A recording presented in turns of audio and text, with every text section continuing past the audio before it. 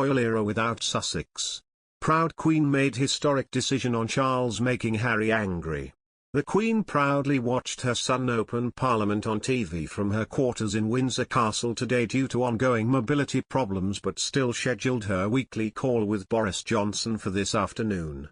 Unemotional Prince Charles stepped in for Her Majesty at the 11th hour to read the Queen's speech after the 96-year-old monarch was forced to pull out for the first time in 59 years as she prioritises the Platinum Jubilee next month. Meanwhile, the Queen's grandson, Prince Harry, who remains sixth in line to the throne, once laid bare his rifts with his father and brother as he poured his heart out to Winfrey. The US talk show host asked him, "Would you have stepped back if it wasn't for Meghan?" Harry replied, "No. I wouldn't have been able to. I myself was trapped as well. I didn't see a way out. I was trapped, but I didn't know I was trapped." He added of Charles and William, "My father and my brother, they are trapped. They don't get to leave, and I have huge compassion for that." The heir to the throne, 73, gazed at his mother's crown before he announced 38 of Boris Johnson's bills for the coming year, including new laws to properly punish eco-hooligans, capitalise on Brexit, better regulate landlords and ensure Britons can pay their soaring bills. Today was a highly symbolic and historic moment for the British monarchy, where the Prince of Wales took on his closest role yet to that of king. He had addressed the House of Lords after the monarch, 96, obeyed doctors' orders to miss the state opening of Parliament for the first time in 59 years.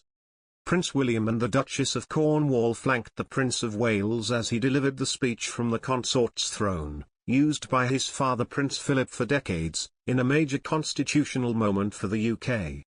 Poignantly, a space remained next to him, where the Queen's slightly larger missing throne would usually be located, as power continues to slowly transition from Britain's longest reigning monarch to her son and grandson.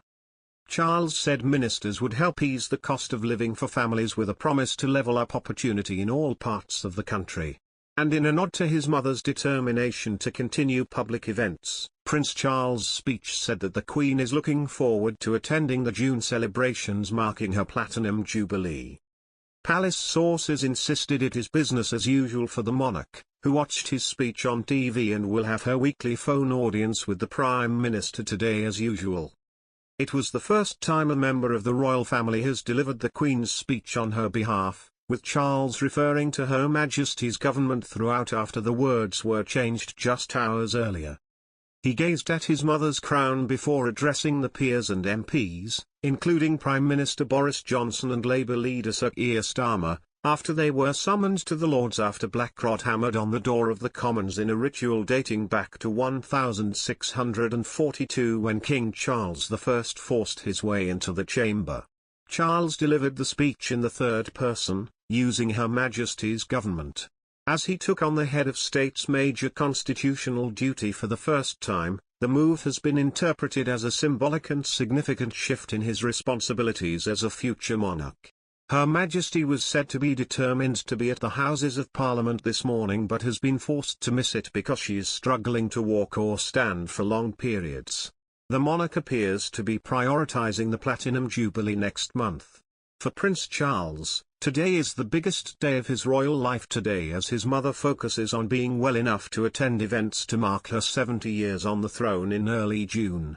The heir to the throne has taken on more and more of the Queen's responsibilities, but this is the most important state occasion he has absorbed so far.